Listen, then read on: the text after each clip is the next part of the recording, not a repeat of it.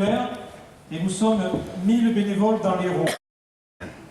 C'est sur cette formule que j'ai eu le plaisir d'ouvrir cette rencontre avec vous, qui serait en quelque sorte aujourd'hui les porte-paroles des 1000 membres de l'association et le trait d'union avec les 28 000 personnes que nous aidons sur notre département. Aujourd'hui, l'important c'est vous. Vous qui contribuez à l'action du secours populaire, quel que soit le chemin qui vous y a conduit. Mais l'important, c'est aussi nous tous, car ensemble, nous faisons mouvement sans distinction d'origine ni de conditions sociales, et pour peu que nous réfléchissions ensemble à cette question, nous pourrions donner plus de puissance au secours populaire. C'est en ce sens que nous avons voulu aujourd'hui mettre à l'honneur tous les bénévoles, et en particulier nos amis ayant eu besoin de l'aide de l'association et qui sont aujourd'hui avec nous des collecteurs, animateurs, bénévoles. Faire un mouvement au secours populaire, c'est agir en référence et dans l'esprit de la Déclaration universelle des droits de l'homme, pour soutenir toute personne en détresse, principe soumis à aucune condition préalable. C'est chercher à faire agir et partager nos valeurs humanistes au plus grand nombre. C'est avoir une démarche rassembleuse sur ces bases, celle d'un agir d'égal à égal, fraternel, et de considérer toute personne qui demande de l'aide comme un citoyen en capacité lui aussi d'agir et d'élargir la portée de notre mouvement. C'est savoir soigner et apprivoiser notre regard pour voir toute personne comme un potentiel, une force, une capacité à inventer, à créer, à innover. Faire mouvement, c'est aussi pouvoir s'appuyer sur une organisation qui saura donner des outils, des moyens et animer la convivialité fraternelle qui lui est nécessaire. Nous sommes quelquefois faillibles dans ce domaine, mais à l'image de cette journée, nous portons les germes d'une volonté d'amélioration. Mieux faire un mouvement ensemble, c'est donc à cela que nous allons travailler aujourd'hui, en atelier, à partir d'une part du parcours des personnes aidées par le secours et devenues bénévoles et qui a fait l'objet d'un film, et d'autre part, l'analyse des réponses au questionnaire que vous avez bien voulu nous retourner. Je tiens donc à remercier les artisans de ce travail, en premier lieu Philippe, Karine, Cyril, Héloïse, Michel, qui ont bien voulu témoigner et qui, par leur intermédiaire, mettent toutes les personnes aidées qui sont devenues bénévoles à l'honneur. Je voudrais remercier aussi, mais il est excusé aujourd'hui, le Léris et Olivier Douard, qui est souffrant, qui a travaillé sur les questionnaires et aide depuis quelques années l'association à conforter nos actions d'éducation populaire. Je voudrais aussi remercier la commission vie associative et éducation populaire, pilotée par Sylvie et Jean Do, mandatée par le comité départemental, commission qui a permis la réalisation de cette journée grâce à l'appui de la fédération. Donc je remercie également Clément pour la réalisation du film que vous allez voir tout à l'heure. Je remercie aussi Marie pour le logo que vous avez devant vos yeux. Je remercie bien sûr le conseil départemental et Sortie Ouest pour son accueil et la mise à disposition de ce site et de ses moyens techniques. Je voudrais également remercier tous les amis bénévoles qui accompagnent, les remercier plus particulièrement, qui accompagnent l'association depuis plusieurs années. Voilà, la plupart, c'est vrai, à l'occasion de leur retraite, mais qui, inlassablement, ont donné sens à leur engagement pour une société plus fraternelle et solidaire au sein du secours populaire. Et je n'oublie pas tous ces amis, précieux par leur héritage d'humanité laissé entre nos mains, qui sont partis de ce monde. Changeons nos regards, construisons ensemble l'avenir et nous donnerons des aides à la solidarité en donnant toute leur place aux personnes que nous aidons. Je vous propose donc maintenant d'écouter Philippe, Karine, Cyril, Héloïse et Michel. Merci.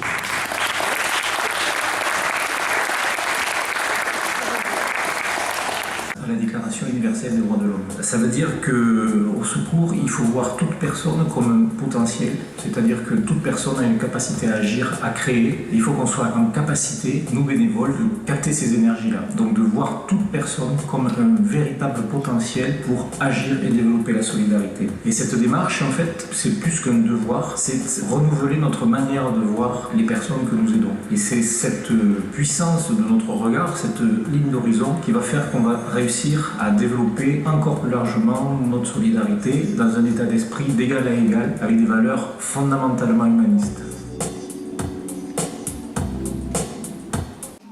m'appelle Brigitte, je suis responsable de la boutique au comité de l'élève. Voilà. Mais chez nous,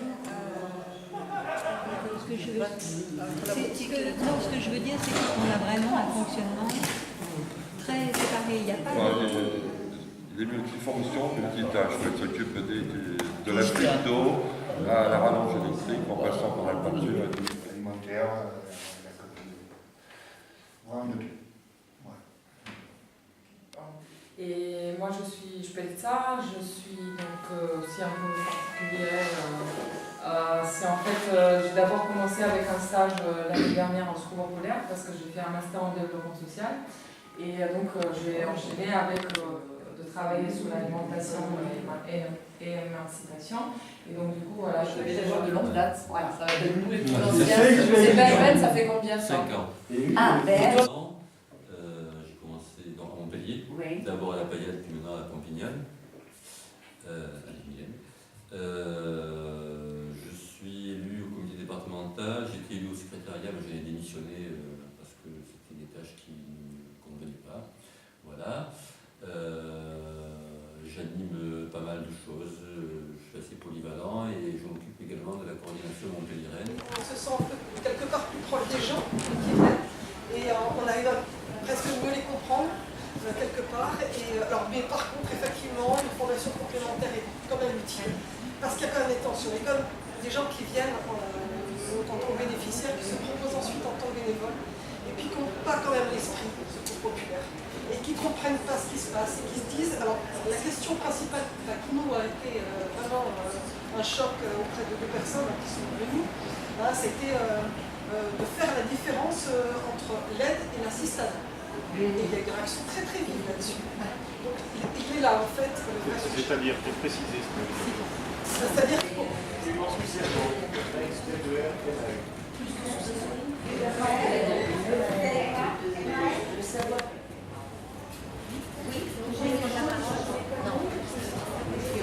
Qu'est-ce qui a été difficile pour vous dans votre parcours de bénévole? Non, rien. Pardon? Dans votre vécu de bénévole, est-ce que vous avez vécu des moments difficiles? Quel de bénévole? En relation avec... Ils sont oubliés, vous avez raison. En tant que bénévole, c'est votre journée, hein. C'est notre journée, parce que j'en fais partie. Donc c'est notre journée. Et dans votre parcours de bénévole, L'investissement. c'est moi non, je ne peux pas donner ce qu'on a fait la prévention. Mais quelquefois ça coince parce que les jeunes avaient et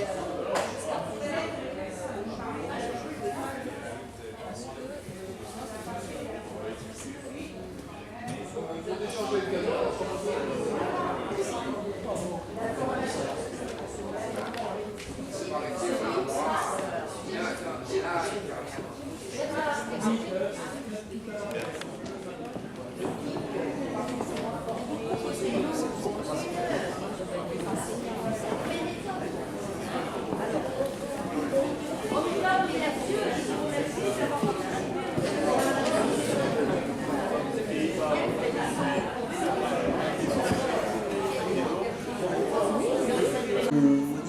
oui, voilà.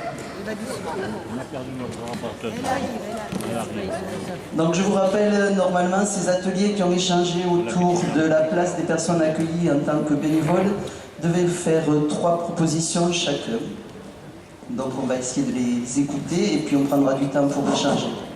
Oui. Alors, notre groupe a été interpellé par tout ce que nous avons lu au niveau des réponses et nous avons dégagé 3 propositions.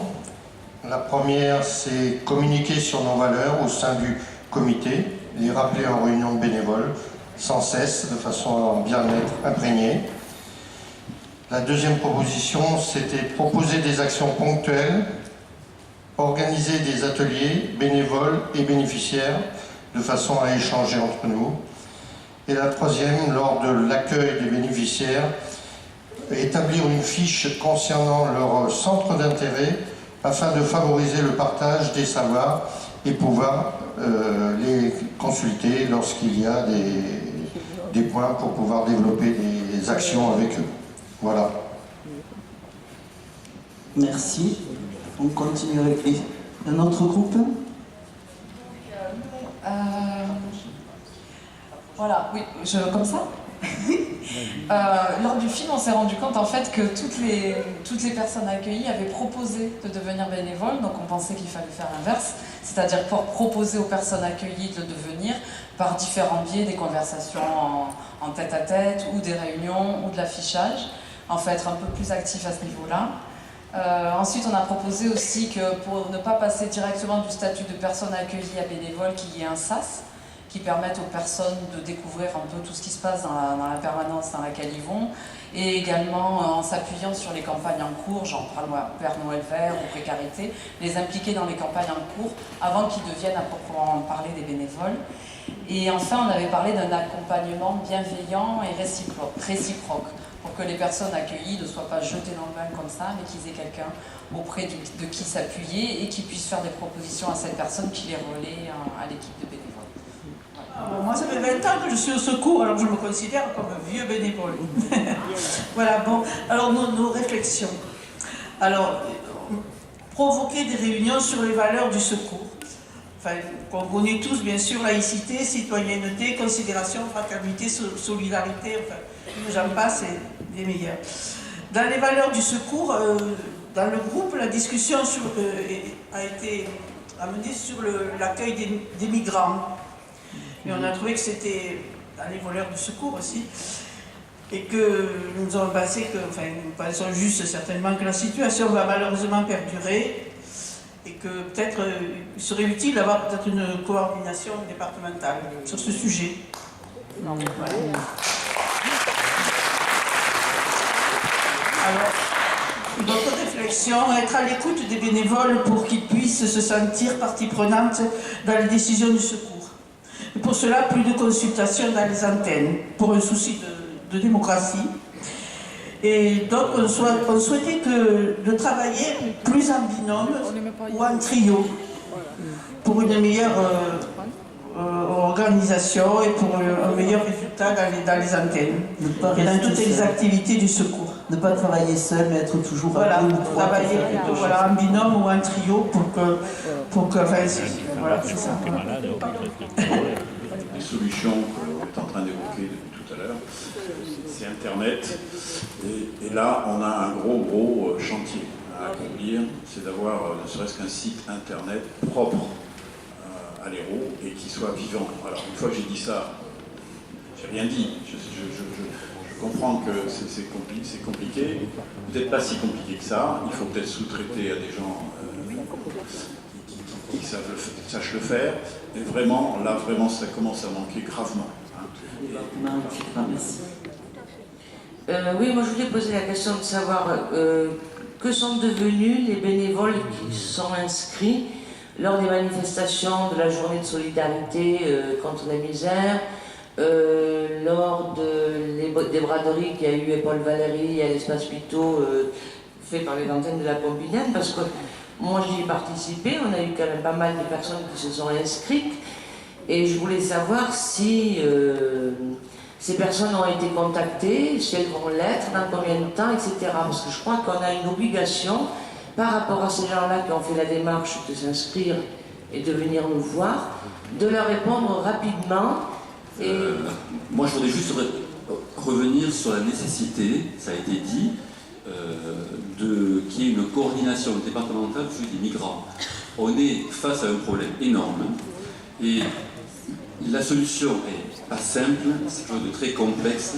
Ce serait bien qu'on puisse avoir une vue d'ensemble, au moins sur Montpellier, c'est plus prégnant sur l'antenne de Montpellier, parce qu'à l'heure actuelle, dans toutes les permanences de Montpellier, on est au bord de l'asphyxie.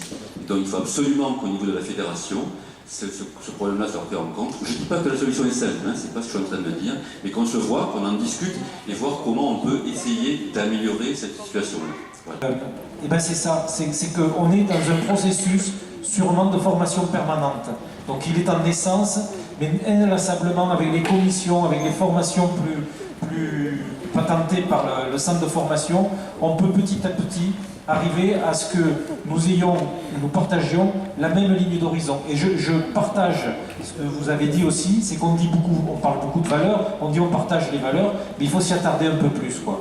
Parce qu'effectivement, dans nos pratiques, quelquefois, on induit des choses que nous ne voudrions pas. Donc on partage, par exemple, on ne veut pas l'assistanat. Mais quelquefois, dans nos pratiques, si on y réfléchit, on induit l'assistanat. Donc il faut qu'on s'interroge, qu'on prenne du temps pour savoir si dans ce qu'on fait, qu'est-ce que c'est qui est premier. Est-ce que c'est l'organisation, le timing, l'heure où il faut fermer, machin, ou voilà. Donc ça, je crois que c'est des choses compliquées, hein, parce que quand on a un rendez-vous, il faut partir, etc. Donc, mais n'empêche que chaque fois qu'on a un problème, il faut le régler sur la ligne d'horizon de nos valeurs, de nos orientations et du pourquoi on existe. Voilà, donc ça je crois que c'est... Merci d'avoir travaillé là-dessus, et je crois que c'est important, et je sens qu'il y a quelque chose là qui se pétrit. Le deuxième axe un peu, c'est donc plus de bénévoles. Jadot disait, banco, il faut dire 2000 bénévoles. Ben oui, en fait c'est tout à fait possible, puisque on a cette volonté d'associer les gens que nous aidons, cette volonté de préoccupation aussi de la jeunesse. Et quelque chose qui n'est pas venu aussi, c'est que le secours populaire, il n'est pas que dans le secours populaire. C'est-à-dire, le secours populaire, c'est partout dans la vie. Donc ça veut dire qu'il y a aussi des ressources énormes qu'on peut capter avec des gens qui ne pourront pas venir aux permanences régulièrement et tout ça. Le sujet, je l'ai entendu dans un atelier, c'est oui, mais il y a des gens, ils viennent que sur des petites durées, donc on ne peut pas vraiment compter sur eux, ou ils sont là 3 mois puis ils ne reviendront plus. Ce sont des collecteurs, ce sont des gens, on a à tort la faiblesse de ne pas les considérer comme des collecteurs. Et pourtant, ce sont des collecteurs. Il faut les intégrer, il faut donc faire passer les adresses, et voilà, qu'ils soient invités à nos réunions, parce qu'une fois qu'ils sont invités à nos réunions et qu'ils y participent, ils peuvent dire « mais moi, là où je bosse, je peux faire tel truc, voilà. » Donc ça, donc je pense que les 2000 bénévoles, c'est possible, et que si on développe le bénévolat, il faut y associer donc la qualité, c'est-à-dire ce dont on parle, c'est-à-dire qu'il faut que tous les bénévoles, petit à petit, puissent porter ce regard qui est que, au-delà, on va dire, des considérations économiques qui clivent les gens, parce qu'il y a des pauvres et des riches, il y a des gens en galère et il y en a d'autres qui ne le sont pas, on considère la personne dans sa dimension humaine. Donc ça, il faut le mettre vraiment en premier. Voilà, et les phénomènes de pouvoir, ça c'est intéressant, et à Montpellier, ils y ont... Parce qu'effectivement, on s'aperçoit aussi que quand on est... Alors, c'est le même fil, la dimension humaine, mais c'est de se dire qu'au secours, il ne faut pas forcément reproduire ce qui se connaît dans le monde de l'entreprise avec un chef et des exécutants. C'est-à-dire que c'est autre chose. Au secours populaire, il faut sûrement des leaders, des porteurs d'énergie, de projet, mais c'est l'antithèse du chef. C'est-à-dire que le leader, ou la personne qui a une responsabilité, prendre des responsabilités, c'est de se dire, demain, qui va venir à ma place pour que moi j'aille faire un truc que le secours n'a pas eu la capacité de faire encore. Vous voyez, il faut qu'on... Comment dire? Là, tout à l'heure, je voyais un peu des énergies de mouvement. Il faut qu'on soit en mouvement, il ne faut pas qu'on reste figé sur nos positions. Bon, je veux pas que Mi vida la provvida, disse l'autorità. Solo con mi pena, sola mi condena. Correre mi destino, para burlar la ley. Perdidone el corazón de la grande Babilón. Me dicen el clandestino, yo soy el quebrale. Argelino clandestino, boliviano clandestino. Argelino clandestino, mano negra ilegal.